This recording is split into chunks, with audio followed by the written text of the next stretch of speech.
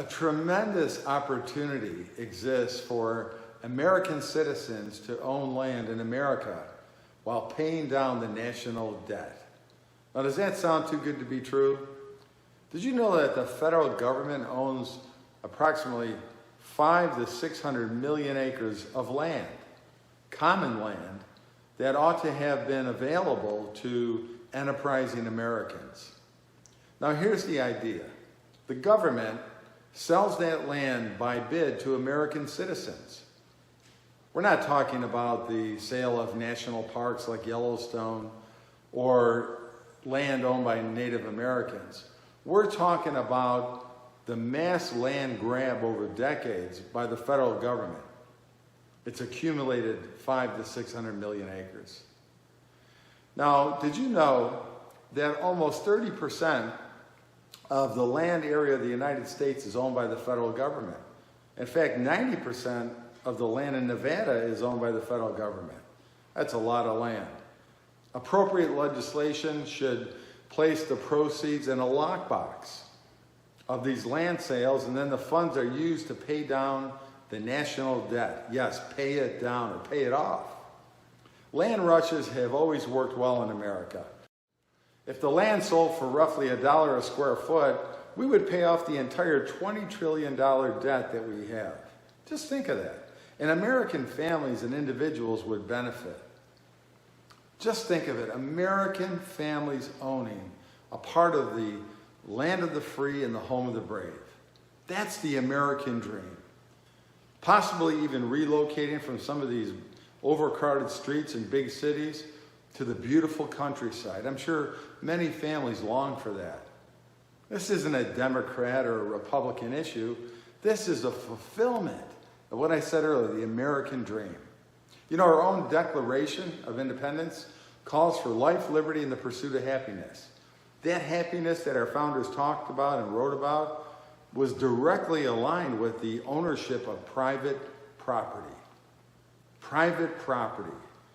Owners always take care of the land better than the government does because of one simple reason: the pride of land ownership. They cultivate it, they work it, they improve it. It's valuable to them and so worthy of their protection. Now, we know the environmentalists will try to throw a wrench into this idea. They have constantly used bogus, environmentally sensitive, endangered arguments to hijack away this land from American citizens in perpetuity. But nowhere in Scripture do we find the civil government given the right to own any of God's created resources. The rivers, the lakes, the oceans, they don't belong to the government. The coal, the trees, the crude oil, animals, the wind, and even the sunshine does not belong to the government. Neither do the fish or the birds. See, there's not a single Bible reference that assigns the ownership of God's created resources to the government. Under the current Trump administration, the government could begin to remove these lands from protected lists and open them for sale and development by the citizens of the United States. This could be a huge economic boost for our nation's economy. Huge. And individuals and families could use their God-given abilities to create new jobs, be creative, be productive, and bring forth good things from their own land. The good book tells us that individuals and families should own the land, not the government. Under God's law, the government owned very little or no land. It did not own the deserts or the cities or the mountains, the coastlands, the riverbanks did not belong to the government.